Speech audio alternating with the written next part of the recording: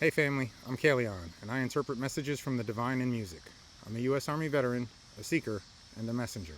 I walk with those who carry both shadow and flame. Eric Clapton wrote Tears in Heaven after losing his young son, and every word carries the weight of grief and longing to connect again. Check it out on YouTube if you haven't heard it before. For me, this song has always been more than a father's lament. It's a reminder of how important the child within us really is. For most of my life, I dismissed the idea of talking to your inner child. I thought it was silly, weak, something for other people, not for me. But then, I met a therapist who understood my world, who knew the kind of trauma that shapes kids like me. And because I trusted her, I kept a promise to try it. My nickname as a child was John John. One day, sitting in my car, I closed my eyes and spoke to him. I told him it was okay to come out of hiding. I told him we needed to heal together. And though I dismissed it at first, something in me shifted that day. Over the next months, I started to notice changes. Parts of me that had been buried began to wake up. But as they did, another part, the shadow, began to fight back. It was like the broken pieces in me didn't want to let go. And it was in one of those dark times, lying alone in bed, that I felt something I can only call a miracle. The Divine Mother visited me. And I believe now it was my own mother, who died when I was just 3 years old, moving through that power. She found me, not as the broken man she wouldn't have recognized, but as the child she still remembered.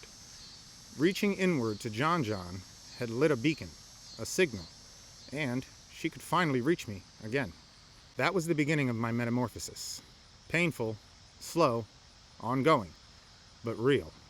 And it all started with daring to talk to the child inside. Would it be the same if I saw you in heaven? Clapton sings that line out of longing for his son, but I hear it as the question my mother asked when she came to me. Could she see me? Could she reach me? And the answer was yes, because I had opened the door to my child's self again.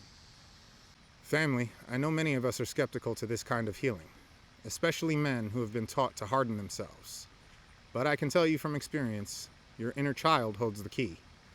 When you reach out to them with love, the heavens may answer in ways you never expected. So if you're searching for healing and for peace, maybe even for your place in this world, don't overlook the child in you. They may be the very beacon that brings the love you've been waiting for. And now a prayer for my beloved spiritual and code sister Malika. Divine Mother who watches over every child, guide us back to the parts of ourselves we've hidden away. Help us embrace the child within, so that healing may flow through generations, seen and unseen. Ashe, Amin, and Amen.